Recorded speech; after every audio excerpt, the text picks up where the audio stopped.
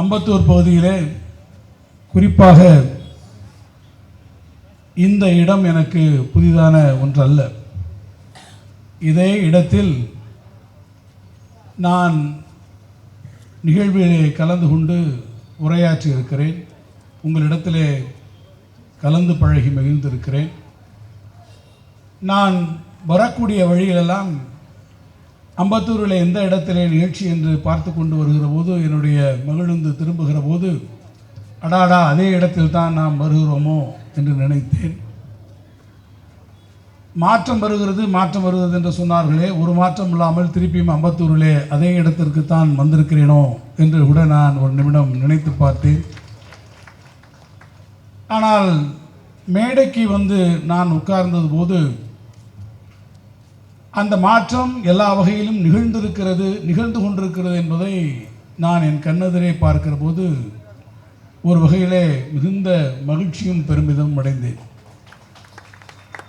முதல் மாற்றம் என்பது நானோ அண்ணன் சேகர்பாபு அவர்களோ மாண்புமிகு என்கின்ற மகுடங்களை எல்லாம் தூக்கி போட்டுவிட்டு உங்களுடைய மாவட்ட கழக செயலாளர்கள் என்கின்ற அந்த உடைவாளோடு நாங்கள் இந்த மேடைக்கு வந்திருக்கக்கூடிய அந்த நிகழ்வு. அப்படி நாங்கள் வருகிற போது ஏற்கனவே நாங்கள் மாண்புமிகுகளாக வருகிற போது உங்களிடத்திலே இருந்த ஏதோ ஒரு தொய்வு கூட மறைந்து போய் இன்றைக்கு உள்ளபடியே நீங்கள் எல்லாம் புத்தெழுச்சி பெற்றிருக்கக்கூடிய கழகத்தினுடைய உண்மை உடன்பிறப்புகளாக இன்றைக்கு வீரமுழக்கம் செய்யக்கூடியவர்களாக நீங்கள் இருக்கிறீர்கள் என்பதை உங்கள் முகமலர்ச்சியிலிருந்து நான் பார்த்து கொண்டேன்.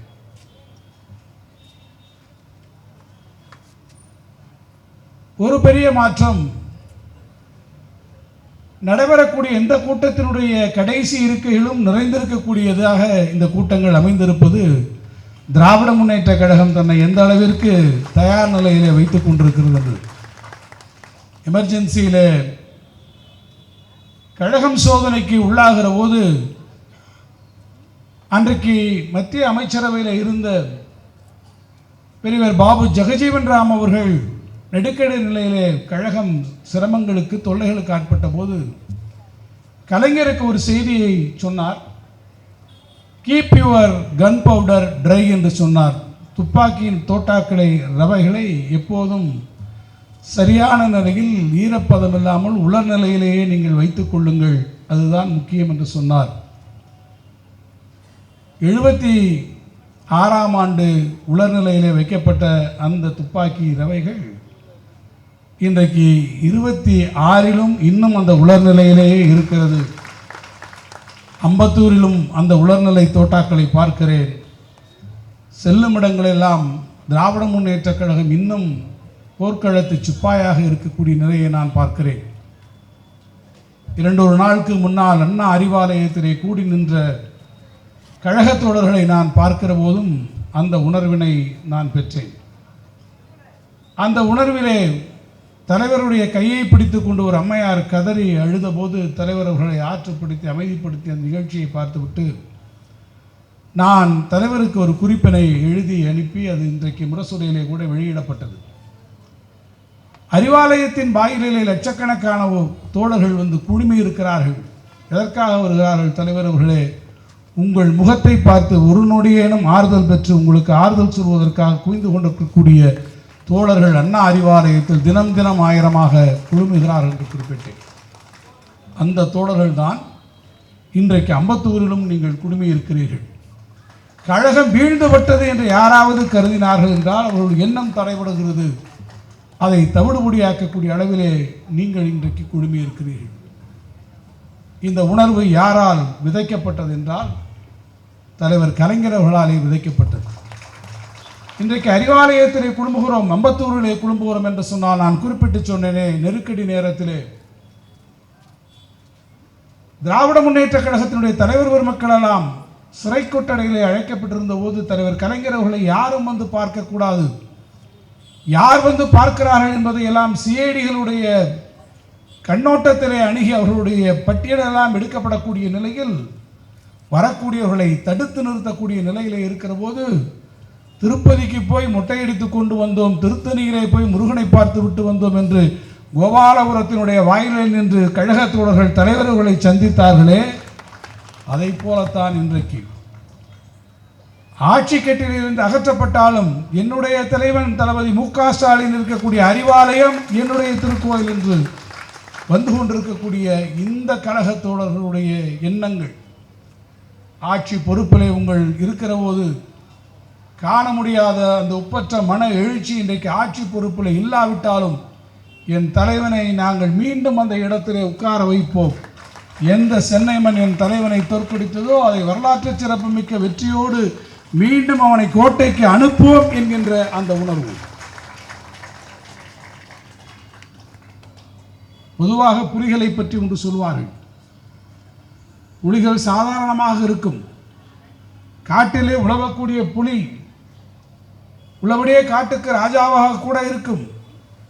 ஆனால் சாதாரண நேரத்திலே சாதுவாக இருக்கக்கூடிய அந்த புலி எப்போது வீறு கொண்டு எழும் என்று சொன்னால் அந்த புலி ஒன்று காயம்பட்ட புலியாக இருக்க வேண்டும், இல்லை என்றால் தன்னுடைய குட்டிக்கு ஒரு ஆபத்து வரக்கூடியதை கண்ணுற்றிருக்கக்கூடிய புலியாக இருக்க வேண்டும். திராவிட முன்னேற்ற கழகம் இப்போது ஒரு வகையிலே காயம்பட்ட புலி. காரணம், நம்முடைய தலைவருடைய வெற்றியை நாம் இழந்திருக்கிறோம். அந்த காயம் நமக்கு மனதிலே இருக்கிறது. இன்னொன்று, நாம் உயிரினையே நினைக்கக்கூடிய கழகம் தோல்வியை பெற்றிருக்கிறது. எப்படி ஒரு தாய் புலி தன்னுடைய குட்டி புலிக்கு ஒரு ஆபத்து வருகிற போது அது உணர்கிறதோ, அதை போல நம்முடைய தாய் கழகத்திற்கு ஒரு குறை வருகிற போது அதை தாங்கிக் கொள்ள முடியாத தோழர்களாக நீங்கள் எழுந்து நிற்கிறீர்களே, நீங்கள் தான் இயற்கையிலேயே சோழர் வழிவந்த அந்த புலிகளாக நீங்கள் இருக்கிறீர்கள். இந்த உணர்வோடு தான் நானும் உங்கள் முன்னால் நின்று கொண்டிருக்கிறேன். தலைவர் கலைஞர் அவர்கள் அந்த உணர்வை நமக்கு ஊட்டி வளர்த்தார்கள், மான உணர்ச்சியை தந்தார்கள்.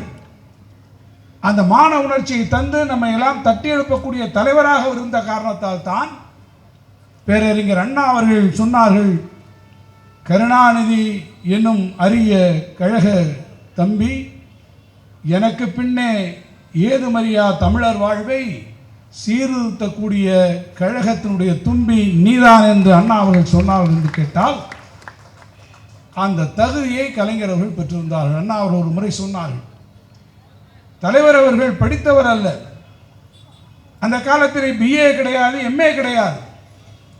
அப்போது கழகத்திலே பிஏ படித்தவர்கள் எம்ஏ படித்தவர்கள் கூட ஒரு கட்டத்திலே கருணாநிதி ஒன்றும் படிக்கவில்லையே, அவர் எஸ்எஸ்எல்சி கூட பாஸ் ஆகவில்லையே என்கின்ற ஒரு பிரச்சாரத்தை கழகத்திற்குள்ளே கொண்டு வந்தபோது பேரறிஞர் அண்ணா அவர்கள் சொன்னார்கள், நான் என்ன எழுதுகிறேனோ அதை போல் எழுதுவதற்கு கழகத்திலே ஏராளமானவர் இருக்கக்கூடும், நான் பேசுவதை போல பேசுவதற்கு கழகத்திலே பலர் இருக்கக்கூடும், ஆனால் நான் என்ன எண்ணுகிறேனோ அந்த எண்ணத்தை செயல்படுத்தக்கூடிய ஒருவன் என் தம்பி கருணாநிதி மட்டும்தான். அதை வேறு எந்த பிஏவாலும் செய்ய முடியாது, வேறு எந்த எம்ஏவாலும் செய்ய முடியாது என்று பேரறிஞர் அண்ணா அவர்கள் அன்றைக்கு ஒரு பதிலை தந்தார்கள். ஆனால் தலைவர் கலைஞர் அவர்களுக்கு அது மனதில் இருந்தது. தான் பெற முடியாத அந்த கல்வியை தன்னுடைய தமிழ் சமுதாயம் பெற வேண்டும், அந்த கல்வி சமுதாயத்தில் அத்தனை பேருக்கும் கிடைக்க வேண்டும் என்கின்ற அந்த தனியாத தாகத்தினுடைய அடிப்படையில் தான் சமச்சீர் கல்வியை அவர் கொண்டு வருகிற போது, சென்னை மாநகரத்தில் இருக்கக்கூடிய ஒருவன் பெறக்கூடிய கல்வியை கிராமத்திலே இருக்கக்கூடிய அவனும் பெற வேண்டும் என்கின்ற வகையிலே அந்த கல்வி திட்டத்தை உருவாக்கி தந்தார் கலைஞர் அவர்கள். அப்படி கல்வி திட்டத்தை உருவாக்கி தந்த கலைஞரால் வார்த்தெடுக்கப்பட்ட காரணத்தால் தான் ஒன்றிய அரசு நம்முடைய கல்வி திட்டத்திலே மாற்றங்களை கொண்டு வருகிற போது, சமஸ்கிருதத்தை திணிக்க முறுகிற போது, இந்தியை திணிக்க முற்படுகிற போது, மும்மொழி திட்டத்தை காட்டி நமக்கு நிதியை நிறுத்துகிற போது, நீ நிதியை நிறுத்தினாலும் பரவாயில்லை, என்னுடைய ஆசிரியர்களுக்கும் பிள்ளைகளுக்கும் உன்னுடைய நிதியை நிறுத்தினாலும் பரவாயில்லை, நான் தமிழ்நாட்டினுடைய சொந்த நிதியிலிருந்து என்னுடைய பள்ளிகளை நடத்துவேன், என்னுடைய ஆசிரியர்களுக்கு சம்பளம் கொடுப்பேனே தவிர உன்னுடைய மொழி திட்டத்தை ஏற்றுக்கொண்டு அந்த நிதிக்காக நான் மண்டியிட மாட்டேன் என்று சொன்ன முத்தமிழறிஞர் தலைவர் கலைஞருடைய வாரிசாக தளபதி அவர்கள் இருந்தார்.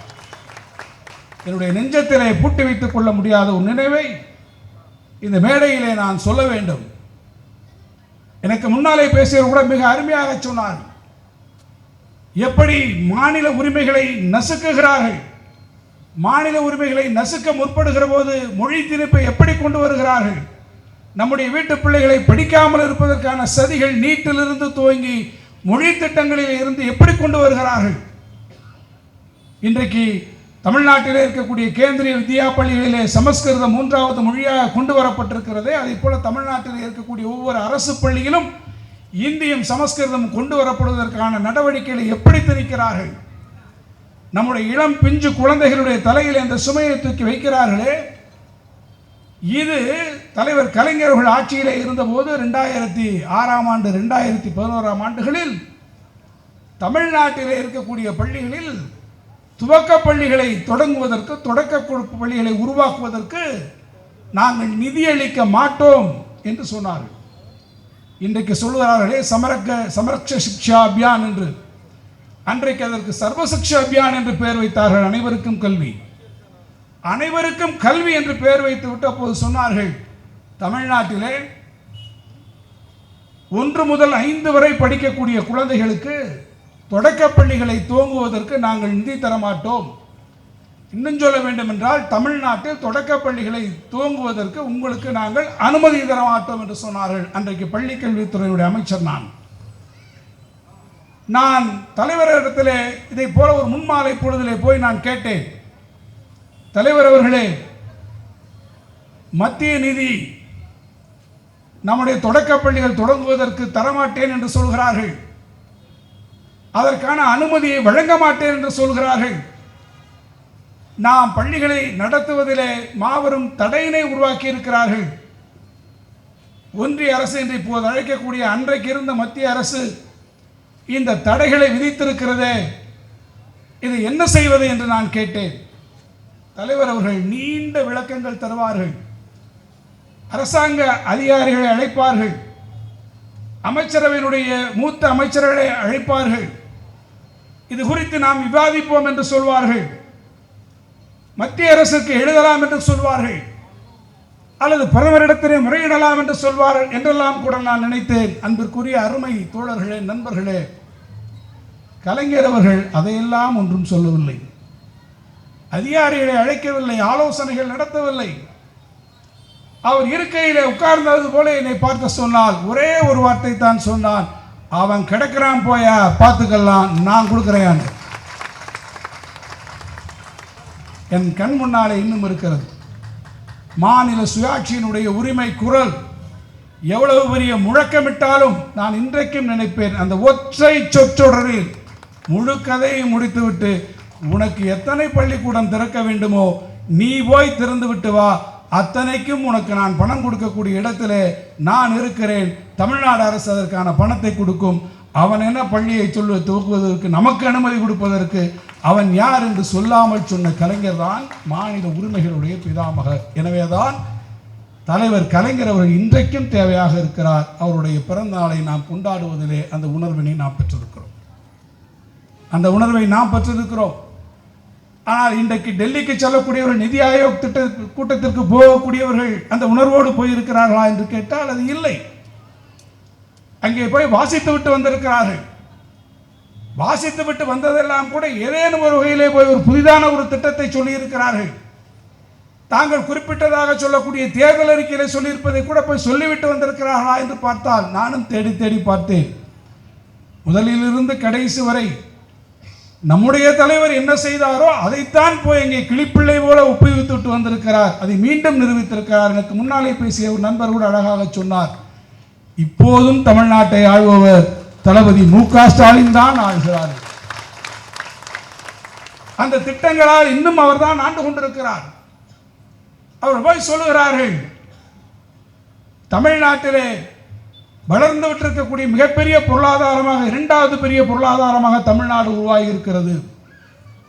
தமிழ்நாட்டில் இருக்கக்கூடிய பெண்களுக்கு இன்றைக்கு அவர்களுக்கு woman empowerment, safety, defence, education, இதையெல்லாம் நாங்கள் கொடுத்து கொண்டிருக்கிறோம்.